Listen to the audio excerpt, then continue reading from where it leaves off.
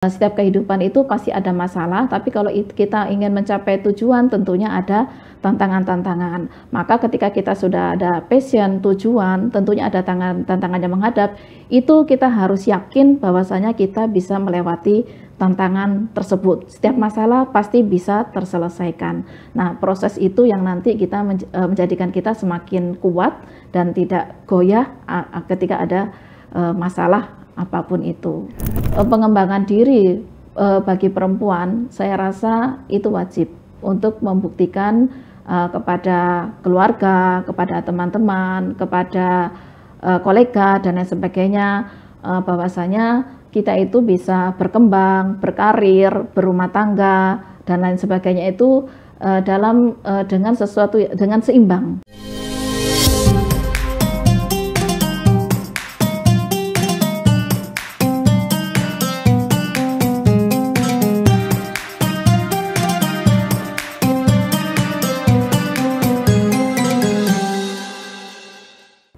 Assalamualaikum warahmatullahi wabarakatuh. Halo Tribuners, kembali lagi dalam podcast spesial Ramadan Wanita dan Islam dengan saya Garneta Lia, dengan yang hadir di samping saya ada Profesor Dr. Nur Lailatul Musyafaah LC.MAG atau yang akrab disapa Prof. Ila. Beliau merupakan Direktur dari Pusat Studi Konstitusi dan Legislasi atau Puskolegis Fakultas Syariah dan Hukum UIN Sunan Ampel Surabaya.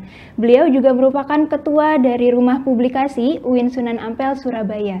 Dalam podcast ini akan kami temani 20 menit ke depan untuk membahas topik mengenai gender, khususnya untuk kali ini Prof. Ila kita akan membahas tentang peluang dari perempuan dalam membangun karir.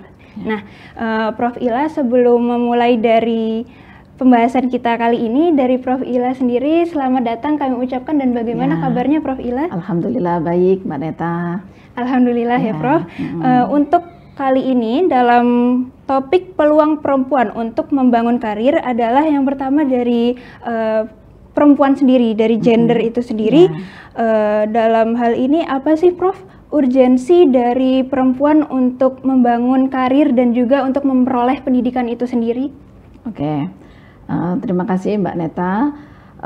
Alhamdulillah kita diciptakan sebagai perempuan. Allah menciptakan laki-laki dan perempuan, tentunya memiliki manfaatnya masing-masing, dan kita diciptakan sebagai perempuan harus bangga dan bersyukur atas hal tersebut. Dan tentunya laki-laki dan perempuan memiliki hak yang sama ya.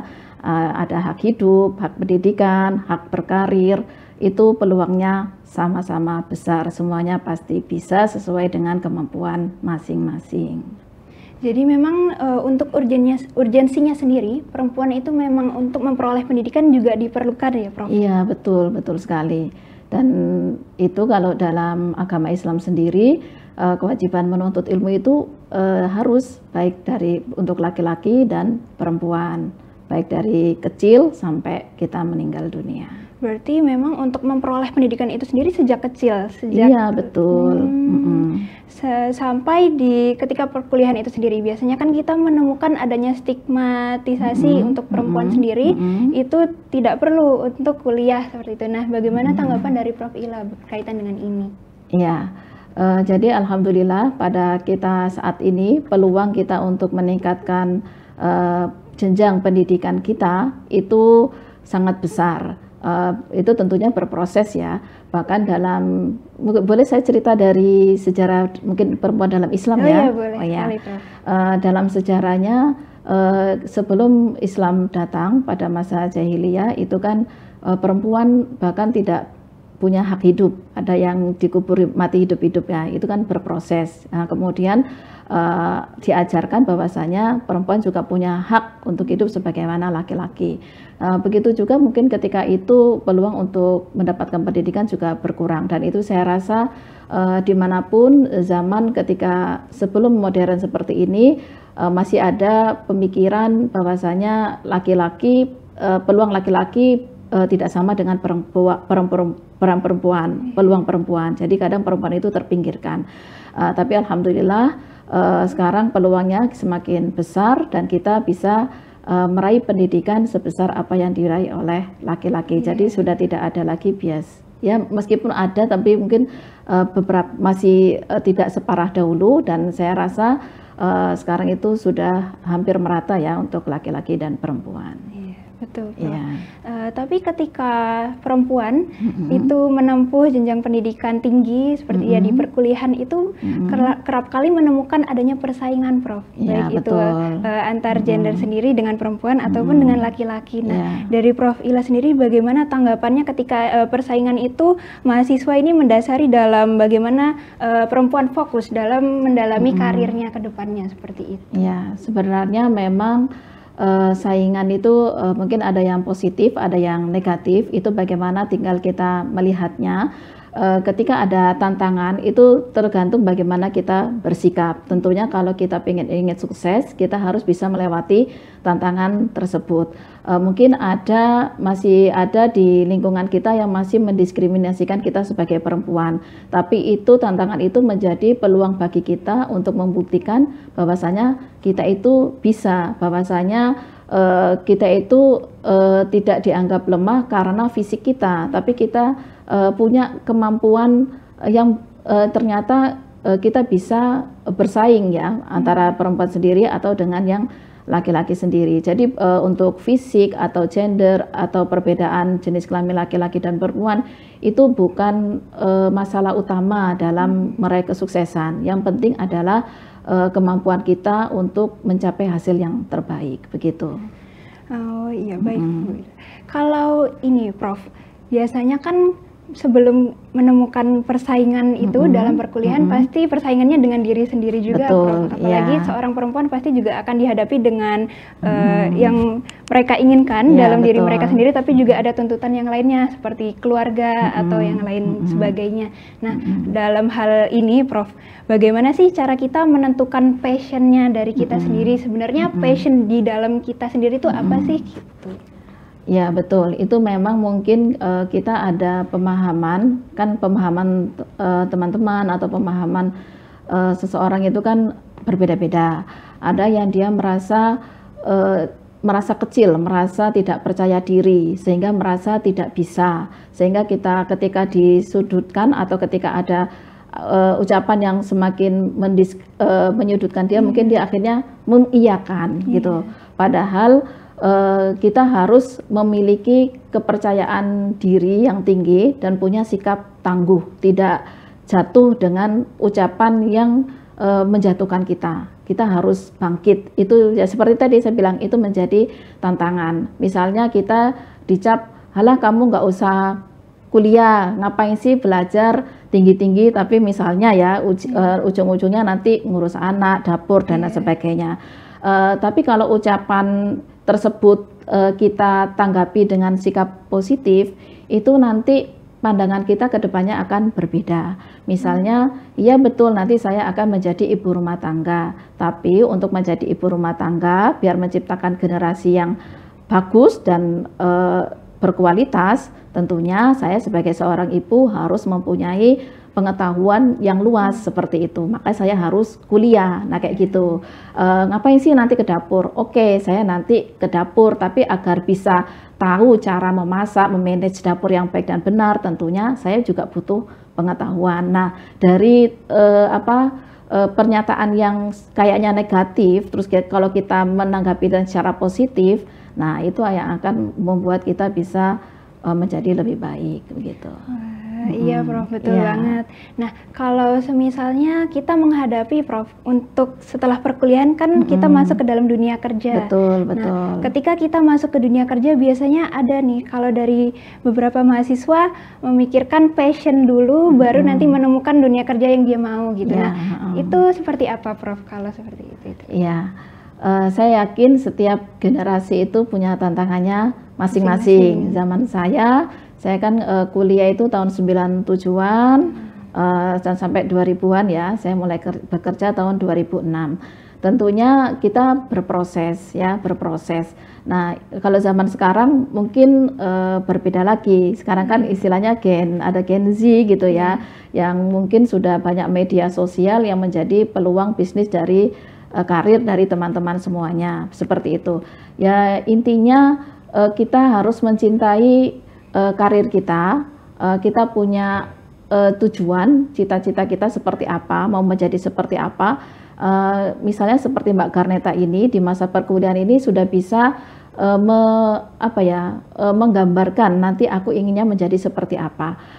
Saya rasa memang hal itu sesuatu yang penting untuk mengarahkan bagaimana lanjutan ketika kita mau melanjutkan kegiatan apa setelah lulus kuliah, seperti itu. Dan tentunya berproses ya. Misalnya saya dulu memang dari awal memang ingin bercita-cita karena keluarga saya guru, memang bercita-citanya sebagai guru.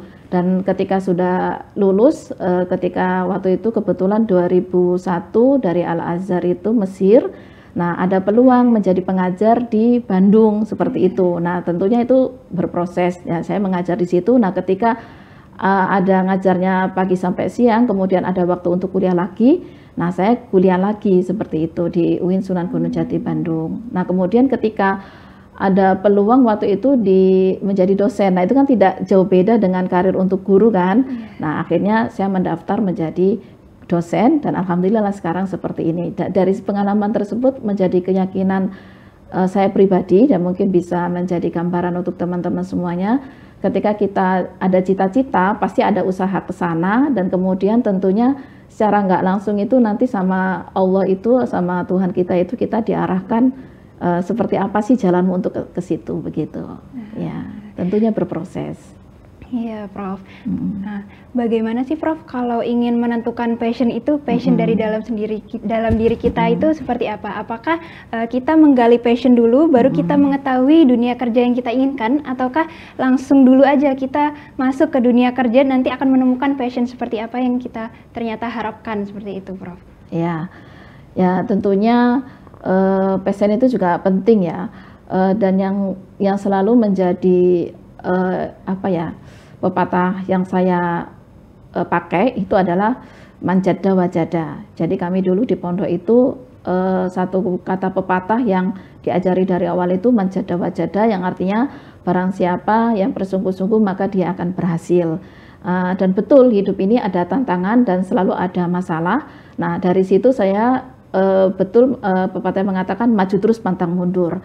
Setiap kehidupan itu pasti ada masalah, tapi kalau kita ingin mencapai tujuan tentunya ada tantangan-tantangan. Maka ketika kita sudah ada passion, tujuan, tentunya ada tantangan yang menghadap, itu kita harus yakin bahwasanya kita bisa melewati tantangan tersebut. Setiap masalah pasti bisa terselesaikan. Nah, proses itu yang nanti kita menjadikan kita semakin kuat dan tidak goyah ketika ada masalah apapun itu.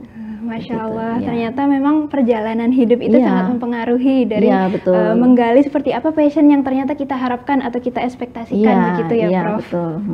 Nah, Prof, kembali lagi nih topik tentang gender tadi sebelumnya. Tentang perempuan ini kan perempuan sendiri tuh punya stereotip ya, baik itu di diri mereka sendiri, di keluarga dan juga di masyarakat, Prof. Nah, ketika kita menghadapi stereotip itu, bagaimana sih, Prof, cara kita memproporsikan atau menyeimbangkan antara pendidikan itu dan juga antara kita tanggung jawab sebagai wanita nantinya gitu dalam keluarga, seperti itu, Prof? Ya, jadi kita itu kan dalam agama sendiri itu kan sudah menyampaikan bahwasanya ada kesamaan ya hak laki-laki dan perempuan sesuai dengan kodratnya masing-masing, dalam artian selama itu tidak melanggar aturan, tidak bertentangan dengan ajaran agama, itu diperbolehkan seperti itu.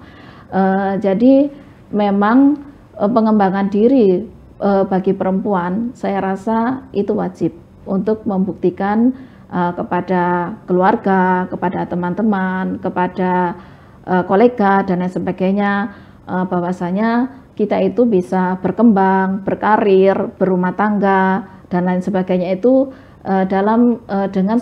dengan seimbang. Dengan seimbang bisa menjaga semuanya dengan baik dan kemudian ya kita buktikan bahwasanya memang dengan pendidikan yang baik, dengan pekerjaan yang baik, dengan dukungan khususnya ya, dukungan itu bisa menjadikan perempuan itu memiliki peluang yang bagus dimanapun dia berada, baik dalam kehidupan domestik maupun dalam karir. Jadi yang saya rasakan itu Mbak Neta, jadi memang dukungan teman, keluarga, masyarakat itu sangat penting bagi kemajuan perempuan. Yeah.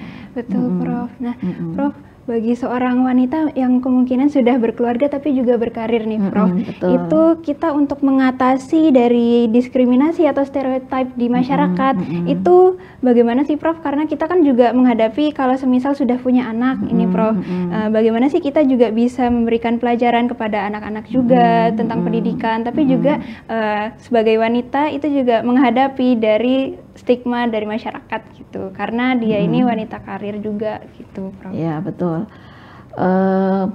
Menurut saya wanita karir itu tidak hanya yang bekerja ya, dalam artian seperti Mbak Neta sendiri sekarang ya, kan belum menikah ya, masih kuliah seperti itu kan, dan tentunya tanggung jawab Mbak Neta itu tidak hanya sebagai mahasiswa saja, tapi kan kayak di keluarga juga sebagai anak kan.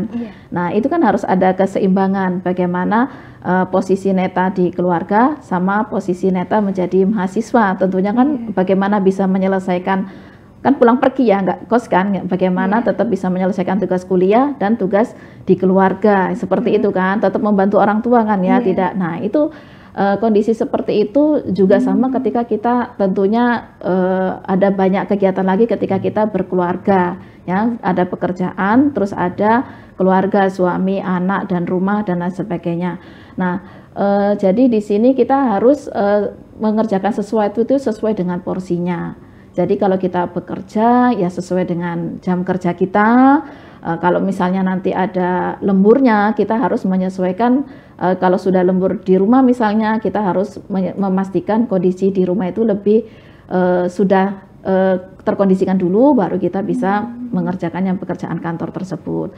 Dan tentunya memang ya itu tadi sesuai porsinya. Kalau jam kerja ya kita sesuai pada kerjanya. Kalau di rumah kita juga memaksimalkan kondisi di rumah dahulu gitu, ada prioritasnya.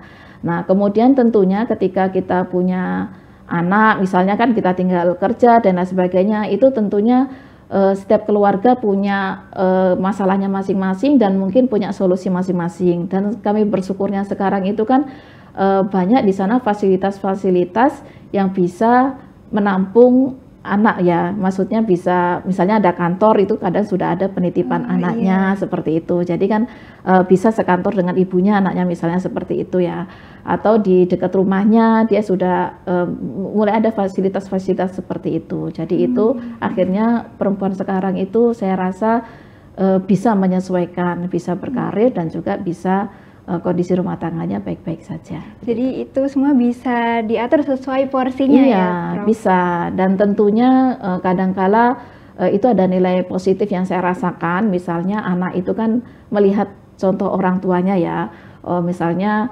keluarganya ya bapaknya baik, orang tuanya baik, jadi anak itu akan berkaca, oh nanti kalau saya juga seperti mama, papa, saya akan seperti ini. Jadi ya pokoknya kita jadi damai gitu loh, di rumah kita nyaman, aman, damai, di tempat kerja kita juga aman, nyaman, wis tidak itu. Jadi harus harus seimbang gitu menurut kami. Siap, Prof. Harus saling mendukung, tidak hanya kita sebagai perempuan ya. Kalau di keluarga kita juga punya anggota keluarga, nah itu harus saling mendukung, keluarga anggota lain mendukung kita juga mendukung mereka. Misalnya kita punya anak belajar, ya sudah kita dampingi belajarnya, kebutuhannya apa kita penuhi seperti itu ya, mereka juga akan mendukung kita. Support seperti itu penting, support penting. Di tempat kerja juga begitu.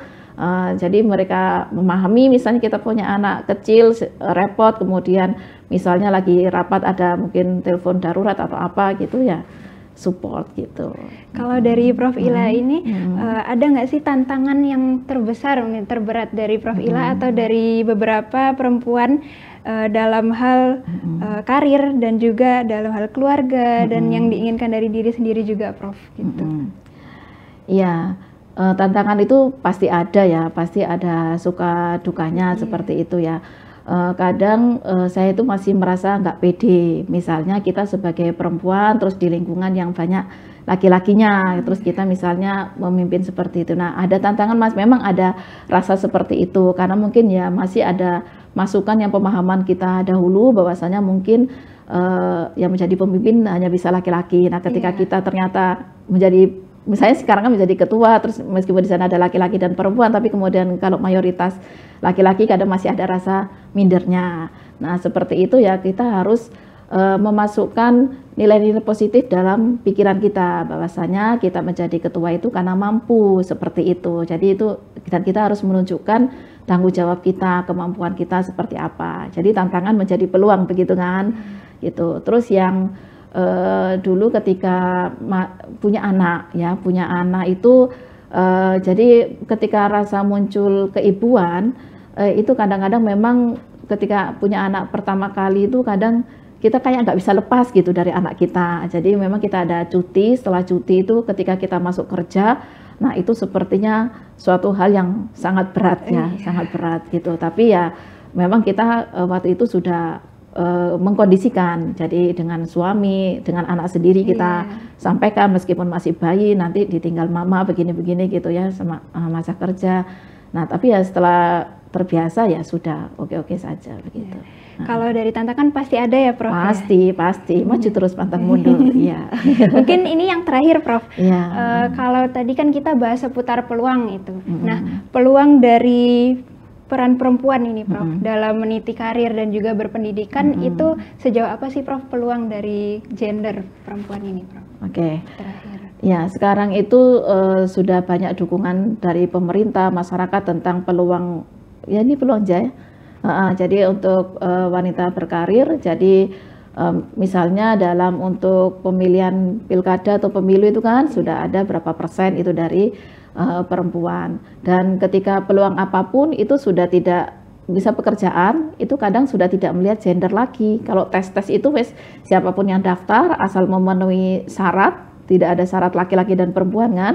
Nah nanti ketika nilainya sudah sesuai ya dia bisa masuk aja. Tapi memang ada beberapa yang mungkin misalnya dalam beberapa karir itu ditentukan gendernya, misalnya kayak mau bekerja di PAUD misalnya kadang-kadang lebih banyak dibutuhkan, malah lebih banyak dibutuhkan perempuan gitu kan. Nah seperti itu ya kita menyesuaikan peluang dari hal tersebut. Jadi saya rasa sekarang itu peluangnya sudah sangat banyak sekali, tidak ada terlalu bias ya antara laki-laki dan perempuan, tapi tentunya wilayah itu dan pemahaman masyarakat itu akan sangat mempengaruhi. Bisa jadi wilayah perkotaan itu akan berbeda dengan wilayah pedesaan gitu. Jadi mungkin ya tentunya dengan adanya pendidikan dan peluang pekerjaan yang sama itu nanti harapan kita sudah tidak ada lagi bias gender. Oke, baik Prof. Ini sangat bermanfaat sekali dan juga berbobot untuk topik kita kali ini. Peluang perempuan untuk membangun karir tadi sudah disampaikan oleh Prof Ila bahwasannya porsi yang diberikan itu sudah seimbang, baik itu untuk laki-laki dan juga untuk perempuan, dan dalam meraih passion itu sendiri itu juga bisa digapai melalui perjalanan hidup ya Prof. Betul. Karena peran pendidikan itu penting bukan hanya untuk diri sendiri, bukan hanya untuk orang lain, tapi juga untuk keluarga dan anak-anak nantinya. Seperti itu betul. Prof. Nah tidak terasa sudah 20 menit berjalan, kita membuka dari podcast bersama dengan Prof Ila tentang peluang perempuan untuk membangun karir. Semoga bermanfaat untuk kita semua. Dari saya cukup, Garneta Lia. Wassalamualaikum warahmatullahi wabarakatuh.